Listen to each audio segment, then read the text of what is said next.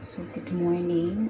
Ako pong yun ay nag-aano, nag-i-invento ng tea. Actually, no, may video na ako nung una, nung ginawa ko yung tea na ito. Yan, yung tea na to ay may bay leaves, tapos cinnamon stick, tapos may cloves at saka hindi ko nga alam kung ano to yung bilog, tapos pepper, yan, black pepper, yan siya. Tapos yung kulay talaga nito is parang brown, yung kulay ng yung result ito pag bago pa.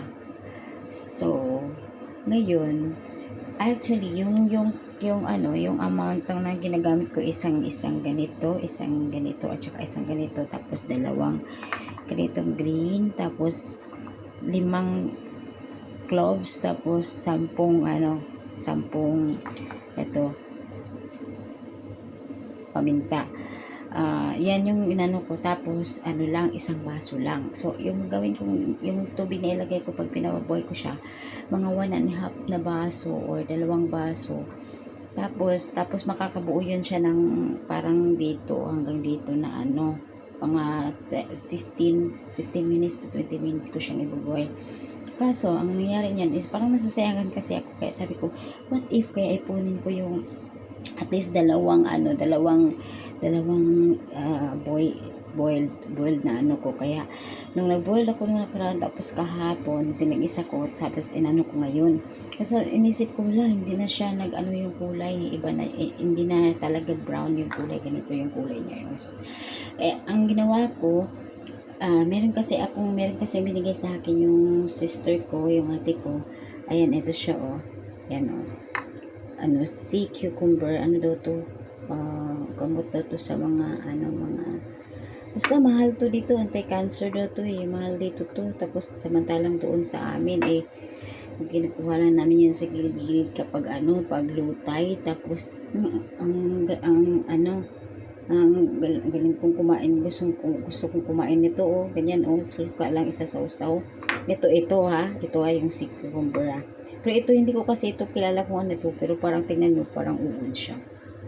Yung ginawa ko, minex ko siya dito kasi bago ko siya ang gagawin ko naman dito is every time mag-stir fry ako or magluluto ako ng food ko, i-mix ko siya, tapos kainin ko kasi na-use na kasi ito, na-boil na kasi ito, nagawa na ito ng soup.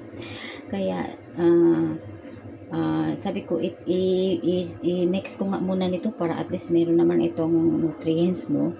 Kasi nga ganito na lang yung katas, na hindi niya blue, hindi na talaga brown nung to. So itatapon ko na to kasi hindi na talaga siya nagiging brown, wala na talaga siyang katas. Siguro na nakuha ko na yung katas niya dahil nung unang boil ko.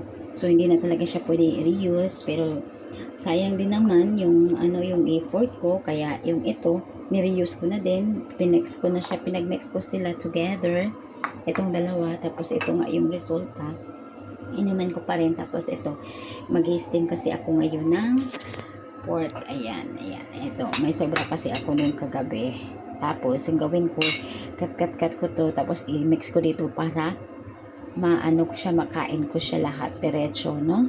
Hindi ko na iniisip na meron palang ganito, may nilagay pala akong ganito. Kasi nga daw to, maganda nga daw to, medicine to. Alam nyo ba kung gaano kamahal to? Sobrang mahal ito dito sa precious sa mga insekto. Yan siya, kaya parang sabi ko, ang sagwa naman kainin nito. Kaya parang hindi ako masasaguan at saka makakalimutan ko na kinain ko siya. I-mix ko na lang siya dito sa aking pagkain sa lunch ko. So yan po yung gagawin ko today. Tapos yun, iinumin ko ito. Ayan. Okay. Nagpapatubo nga pala ako ng dito, guys. Ayan. Pandesal para mamaya i-deliver natin yan sa ating mga subscribers. So yan, yan. So So, good luck to me. At ako'y kakain na. Mag-steam muna pala dito. I-mix ko siya eh.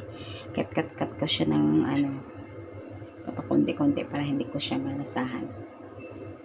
Okay, yan lang po guys. Bye!